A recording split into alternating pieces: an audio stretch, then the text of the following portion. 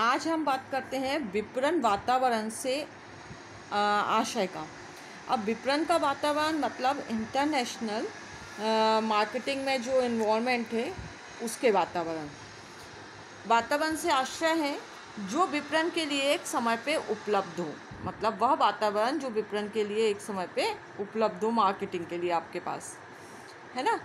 विपणन के दो प्रकार के वातावरण होते हैं, एक होता है इंटरनल वातावरण, इंटरनल इन्वॉल्वमेंट, और दूसरा होता है एक्सटर्नल इन्वॉल्वमेंट।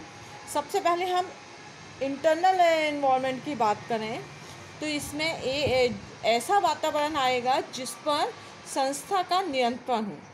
इंटरनल इन्वॉल्वमेंट पे जो भी संस्था होती है, जो भी ऑर्गेनाइजेशन होता है, उस ऑर्गेनाइजेशन का अपना नियंत्रण होता है। इसमें कौन कौन सी चीज़ें आती हैं तो देखो, सबसे पहले आएगा आपका लीडरशिप, सेकंड आएगा financial resource, human resource, research and development, image of company and capacity of utilization. ये सारी चीज़ों पर कंपनी का अपना नियंत्रण होता है, कंपनी इनको नियंत्रित कर सकती है। जस्ट इसके अपोजिट होता है एक्सटर्नल इन्वॉल्वमेंट।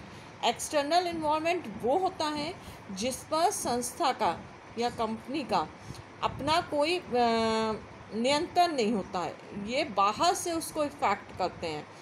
इनको कंपनी अपने हिसाब से नियंत्रित नहीं कर सकती है। अब आप खुद भी इसके आंसर दे सकते हो कि किन किन चीज़ों को वो मतलब उनके नियंत्रण में नहीं होता है, उनका कंट्रोल नहीं होता है। तो सबसे पहला होता है जियोग्राफिकल इन्वॉल्वमेंट, भौगोलिक वातावरण। हर जगह की अपनी भौगोलिक स्थिति होती है और संस्था को उस भौगोलिक स्थिति का सामना करते हुए अपने बिजनेस को रखना रहता है। सेकंड होता है पॉलिटिकल इन्वॉल्वमेंट। अब पॉलिटिकल इन्वॉल्वमेंट जो होती है वो गवर्नमेंट के नियंत्रण में होता है ना। इसको संस्था थोड़ी ना अपने हिसाब से चला सकती है। फिर आर्थिक वातावरण, आर्थिक वातावरण के अंदर हम किन चीज़ों को लेते हैं तो जैसे रेपो रेट है, बैंक की दर है, ब्याज की दर है, ब्याज मिलने का समय है, ये सब जो जितनी भी मनी से संबंधित हैं चीज़ें वो सब आएंगी आपकी इकोनॉमिक इन्वॉल्वमेंट में। फिर कल्चर एंड सोशल इन्वॉल्वमेंट, हर एक देश का, हर एक जगह का अपना एक सांस्कृतिक और सामाजिक वातावरण होता है। जो भी संस्था होती है उस सांस्कृतिक वातावरण के अकॉर्डिंग और सोशल इन्वॉल्वमेंट के अकॉर्डिंग चीज़ों को डिसाइड करती है। आप अपने हिसाब से कोई भी फेस्टिवल को ला नहीं सकते, उसको जब आना है वो तभी आ रहा है, जब उसका समय जो उनकी तिथि है या जिसके अकॉर्डिंग भी वो फेस्टिवल डिसाइड होते हैं वो तभी आएंगे।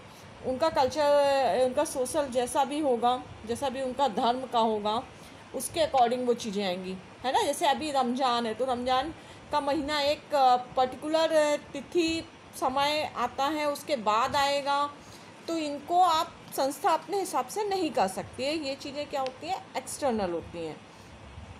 फिर टेक्नोलॉजी इन्वॉल्वमेंट, आप अगर छोटी जगह पर हैं या आपका अभी देश जो है इतना डेवलप नहीं हुआ है तो आप टेक्नोलॉजी के मामले में पीछे हैं, तो आप अपने हिसाब से उस टेक्नोलॉजी को विकसित करने की कंडीशन में नहीं होते हैं, ये संस्था के हाथ में नहीं है ना।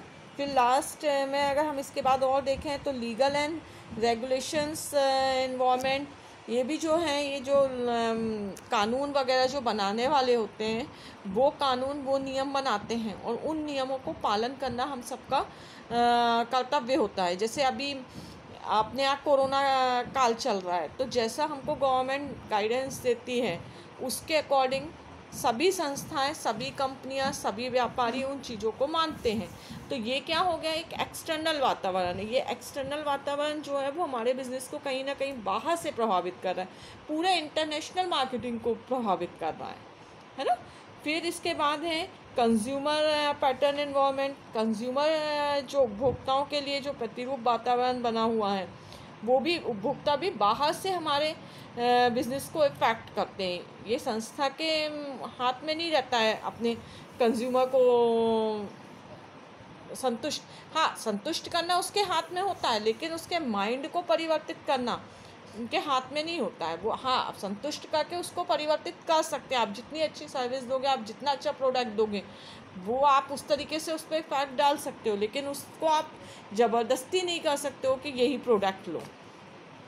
फिर प्रतियोगिता वातावरण, कंपटीशन एनवायरनमेंट, जो दूसरे प्रतियोगी हैं हमारे संस्था के अपोजिट में, उनकी जो भी चीज़ें हैं उनको आपको फेस करना पड़ेगा। वो बाहर से आप पे इफेक्ट डालेंगे और आपको अपनी जो भी व्यू रचना है उसके अकॉर्डिंग उनके सामने में खड़े रहना पड़ेगा अपने बिजनेस को लेके। ठीक है, ये एक आपको चित्र के थ्रू एक सर्कल बनाया है मैंने, जिसमें एक इंटरनल इन्वायरमेंट दिखाया है जो अंदर है, और एक बाहर दिखाए हैं इन्हीं चीज़ों को नाम लिख के, ये एक्सटर्नल इन्वायरमेंट बताया है। इस इंटरनल और एक्सटर्नल इन्वायरमेंट में यही सारे पॉइंट्स लिखे हुए हैं। ठीक है, थैंक यू।